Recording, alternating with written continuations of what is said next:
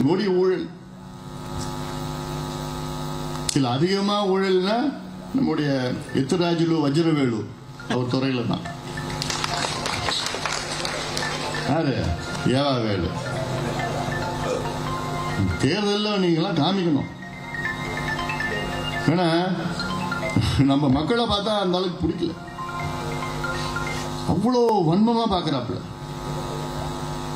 சமுதாயம் உழைக்கின்ற சமுதாயம், ஆனா இந்த சமுதாயம் இழிவா பேசுறது, அலட்சியமா பண்றது, அவ்வளோ கொள்ளை அடிச்சுக்கிட்டு எல்லாம் 2 மாசம் தான். 2 மாசம் எல்லாம் கம்பி என்ன போறாங்க, எல்லாம் எடுத்து வச்சிருக்கோம். கேரளாவில் இகேகேன்னு ஒரு நிறுவனம், அந்த நிறுவனம் தான் தமிழ்நாட்டில் எல்லாம் எங்க வேலை எடுத்தாலும் இகேகே நிறுவனம். யாருன்னா இவருடைய தெரிஞ்ச நிறுவனம். தமிழ்நாட்டில் இங்க பாபுஜின்னு ஒரு நிறுவனம் இருக்கு. இது யாருன்னா ஏவாவேலுடைய கூட இருக்கிறவங்களுக்கு நெருக்கமான நிறுவனம். இந்த பாபுஜி நிறுவனம் கேரளா இகேகே நிறுவனத்துக்கிட்ட சப் கான்ட்ராக்ட், வேலை செய்யாமலே சப் கான்ட்ராக்ட். இப்பதான் தொடங்க நிறுவனம். இப்ப பார்த்தா ஒரு வருஷத்துக்கு 500 கோடி 600 கோடி கான்ட்ராக்ட். இதெல்லாம் ஏகப்பட்டதெல்லாம் இருக்கு, எடுத்து வச்சிருக்கோம். நிச்சயமா அதெல்லாம் விசாரணை, சிபிஐ விசாரணை நடக்கும். உறுதியாக நடக்க போகுது. எல்லாமே மாட்ட போறாங்க. ஏன்னா இவங்க எல்லாம் இதுல கொள்ளடிச்சுக்கிட்டு ஏதோ தேர்தல் நேரத்தில் காசு கொடுத்து ஜெயிச்சிடலாம். இவருக்கு 47 தொகுதிகள் தான் பொறுப்பான், 47 சட்டமன்ற தொகுதி பொறுப்பான் ஏவாவேலுக்கு, எல்லாம் நம்ம பகுதியில். இந்த மாதிரி கொள்ளடிச்சு பாபுஜி நிறுவனம், இகேகே நிறுவனம், இந்த ஆந்திரா நிறுவனம், இந்த நிறுவனம் வச்சுக்கிட்டு இவங்க எல்லாம் கொள்ளடிச்சு கான்ட்ராக்ட் வச்சுக்கிட்டு. நான் கேட்கிறேன், அதாவது இந்த வரைக்கும் இந்தியா தமிழ்நாட்டு வரலாற்றுல அடுத்த ஆண்டு பட்ஜெட் பணத்தை எடுத்து இந்த ஆண்டுக்கு பயன்படுத்துறாங்களாம். நீ இருக்க மாட்டியா அடுத்த ஆண்டு பட்ஜெட்ல? நாங்க தான் இருக்க போறோம். 2000 கோடி அடுத்த ஆண்டு பட்ஜெட்ல இருந்து இப்ப அப்ரோப்ரியேட் பண்ணி இந்த ஆண்டு பட்ஜெட்டுக்கு பயன்படுத்துறாங்களாம். இந்த ஆண்டு கிழிச்சிட்டாங்க இவங்க.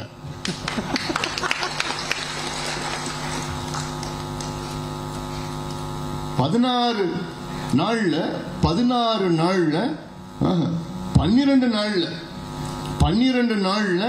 16,000 கோடிக்கு ஒப்பந்தம் போட்டிருக்கிறாங்க.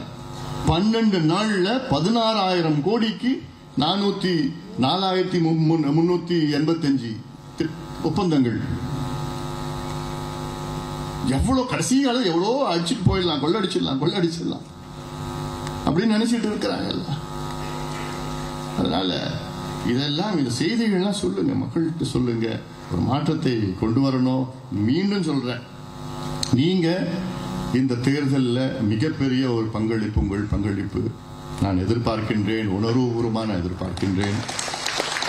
உங்களை நம்பி நான் இருக்கின்றேன், உங்களை நம்பி நம் கட்சி இருக்கிறது.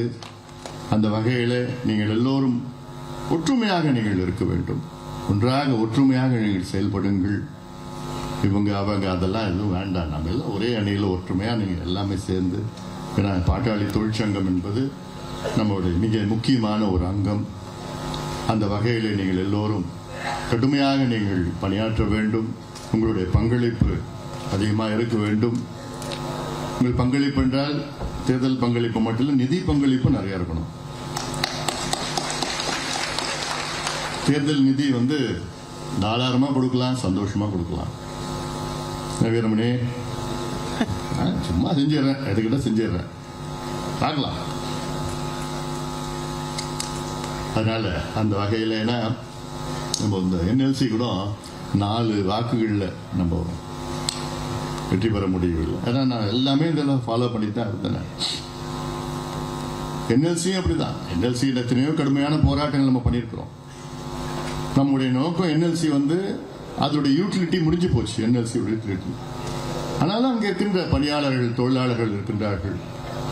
ஆனால் தொழிலாளர்கள் எங்கேருந்து வர்றாங்க? முதலாளிகள் எல்லாமே பெரிய பெரிய வீட்டில் இருக்கிறவங்க எல்லாமே பீகார், சர்மா, வர்மா அப்படிலாம் பேர் வச்சிருக்கிறாங்க. அவங்க வீட்டில் வேலை செய்யற இந்த புல்லு வெட்டுறவங்க, சமையல்காரங்க, அவங்க எல்லாமே குப்புசாமி, முனுசாமி, ராமசாமி. யார் அவங்கன்னா அந்த நிலத்துல இவங்க தான் இருந்தாங்க. இவங்க கொள்ளு தாத்தா, இவங்க தாத்தா அங்கதான் இருந்தாங்க. அவங்கள விரட்டி அடிச்சுக்கிட்டு இப்ப அங்க போய் புல்லு வெட்டுறதும் பாத்திரம் கழுவுறதும் அவங்களுக்கு கூலியா வேலை செஞ்சுட்டு இருக்கிறாங்க. அவ்வளவுதான். எவ்வளோ அநியாயம். NLC இன்னைக்கு பார்த்தீங்கன்னா அது இப்போ எவ்வளோ வேற இப்போ மின்சாரம் வந்து எப்படியோ தயாரிச்சுட்டு இருக்கலாம். சூரிய ஒளியிலேருந்து மின்சாரம், காற்று ஆலையிலிருந்து மின்சாரம், கடல்ல இருந்து மின்சாரம், நீர்ல இருந்து மின்சாரம், ரினியூபிள் எனர்ஜி எல்லாம். இவங்க நிலத்தை நாசப்படுத்தி நிலத்தை அழிச்சு கரியை எடுத்து அதை எரிச்சு சாம்பலாக்கி சுற்றுச்சூழலை அழிச்சு நல்லா தேவை இருக்கிற வரைக்கும். ஆனாலும் அங்க இருக்கின்ற தொழிலாளர்கள் சுயமரியாதையில் வாழ வேண்டும், அங்கே வேலையை கொடுக்க வேண்டும். ஏன்னா பாலு அவர்கள் சொன்னது போன்ற நீங்கள் தலைவர்கள், நீங்க ஒவ்வொருவரும் இங்க தலைவர்கள், திறமையானவர்கள், தலைமை பண்பு உள்ளவர்கள். நீங்க தைரியமா போய் கேளுங்க. உங்க அங்க துறையில் இருக்கின்ற அதிகாரிகள் தைரியமா பேசுங்க. ஆனா டீசெண்டா பேசுங்க, தைரியமா பேசுங்க, டீசெண்டா பேசுங்க. நீங்க பேசினாலே போதும், உங்களுக்கு நாங்க இருக்கிறோம். ஏதாவது ஒரு பிரச்சனை இந்த அன்புமணி ராமதாஸ் என்னைக்குமே இருப்பாங்க. பாலு அவர்கள் சொன்னார்ல, சட்ட ரீதியில் உங்களுக்கு என்ன ஒரு போட்டாலே உங்களுக்கு என்னென்ன அறிக்கைகள் வேணும் எல்லாம் உங்களுக்கு வர அறிக்கையில நீங்க கொடுத்த இன்புட்ஸ் தான். தினம் அறிக்கைகள் வந்துட்டு இருக்குன்னா அதுல ஒரு சில நாள் 2-3 அறிக்கைகள் கூட வருது. நீங்க கொடுக்குற இன்புட்ஸ் தான் எல்லாமே. அறிக்கைகள் எல்லாமே உங்களுக்காக செய்யறது, உங்க பகுதியில் சார்ந்த பிரச்சனைகள் எல்லாமே இருக்குது. அதனால போக்குவரத்து துறையா இருந்தாலும் சரி, மின்சாரத்துறையா இருந்தாலும் சரி. மின்சாரத்துறை பார்த்தீங்கன்னா 1,45,000 கோடி ரூபாய் கூடுதல் வருமானம் இந்த 4 ஆண்டு காலத்தில் மின்சாரத்துறைக்கு வந்திருக்குது. 1,45,000. ஆனாலும் என்ன நட்டத்தில் ஓடிட்டு இருக்கு. ஏன்? Corruption, collection, commission. மின்சாரம் எங்க இருந்து வாங்குறாங்க? தனியார்கிட்ட இருந்து வாங்குறாங்க. தமிழ்நாட்டுடைய மின் தேவைகள் பார்த்தீங்கன்னா 18,000 மெகாவாட், மின் உற்பத்தி 36,000 மெகாவாட் தனியார் அரசு துறைகள். தேவைகளோட உற்பத்தி 2 மடங்கு அதிகம். ஆனாலும் இவங்க என்ன பண்றாங்க? யார்கிட்ட இருந்து அதிகமா வாங்குறாங்க? தனியார் துறைகிட்ட இருந்து வாங்க. எவ்வளவு வாங்குறாங்க? 9 ரூபாயில இருந்து 15 ரூபாய் வரைக்கும் ஒரு யூனிட். அதே மின்சாரம் அரசு துறையில உற்பத்தி செய்யறது எவ்வளவு தெரியுமா? 3 ரூபாய். 3 ரூபாயில உற்பத்தி செய்கின்ற மின்சாரத்தை இவங்க தனியார் துறையில 9 ரூபாயில இருந்து 15 ரூபாய் வரைக்கும் ஒரு யூனிட் வாங்கி அதுல எவ்வளவு இவங்களுக்கு கமிஷன் வருது? பாதி வரும். அதுக்காக தான், அதனாலதான் நஷ்டத்தில் ஓடிட்டு இருக்குது. திமுக அரசு இந்த 4-5 ஆண்டு காலத்தில் ஒரு புதிய மின் திட்டம் கூட கொண்டு வரல. ஒரு புதிய மின் திட்டம் கொண்டு வரல. ஏன்? லஞ்சம். 4 ஆண்டு காலத்தில் 4 முறை மின்சார கட்டணத்தை உயர்த்திய பிறகும் 1,45,000 கோடி லாபம் இல்ல, கூடுதல் வருமானம் வந்த பிறகும் நட்டத்தில் ஓடிட்டு இருக்கு. போக்குவரத்து துறையும் அவ்வளவுதான். அவங்களுக்கு வேண்டியது காசு. சென்னையில் பார்த்தீங்கன்னா எல்லாம் பழைய பஸ். திடீர்னு பார்த்தா பஸ்ஸில் இருந்து உட்காந்துட்டு இருப்பான், திடீர்னு காணாம போயிடும். எங்கடா பின்னாடி தேர்னா கீழே ரோட்ல பட்டு. அன்னைக்கு பார்த்தா கண்டக்டர் காணும்.